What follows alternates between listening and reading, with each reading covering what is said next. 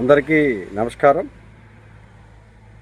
ప్రకాశం జిల్లా పంచాయతీ అధికారిగా సంవత్సరం కాలం పాటు పనిచేసినటువంటి గొట్టిపాటి వెంకటనాయుడు పనితీరు అత్యంత నిర్లక్ష్యపు పరిపాలన మరియు ఏకపక్ష పోకడలు, పరిపాలన తెలియని విధానం, అలాగే ఏదైతే సకాలంలో చేయాలో దాన్ని నిర్లక్ష్యం చేస్తూ పరిపాలించిన అవినీతికరమైన ఆయన పాలనని మనందరం చూసాం.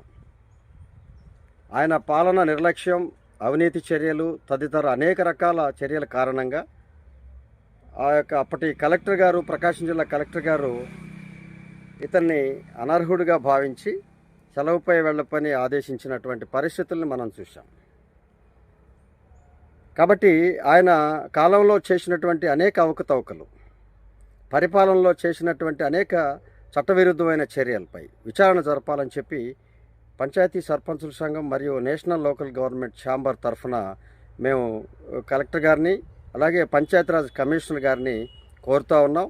దాన్ని వినతిపత్రం ద్వారా వాళ్ళకి పంపేటువంటి ఏర్పాట్లు ఈరోజు చేస్తూ ఉన్నాం.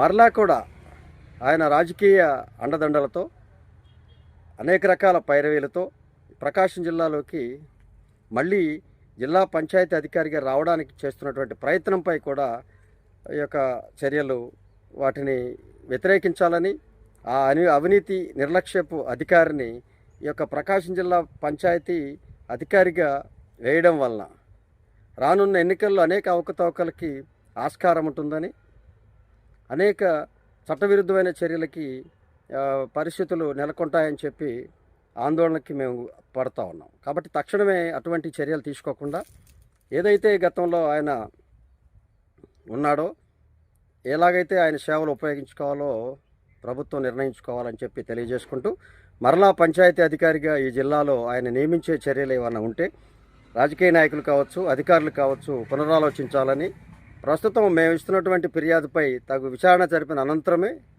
ఆయన్ని క్లీన్ సర్టిఫికేట్ మీరు ఇవ్వడం ద్వారా ఉద్యోగం ఇవ్వండి, లేదా సస్పెన్షన్ కూడా చేయవలసినటువంటి పరిస్థితులపై ఆయన చర్యలు గతంలో ఉన్నాయని చెప్పి మేము దృష్టికి తీసుకొస్తా ఉన్నాం.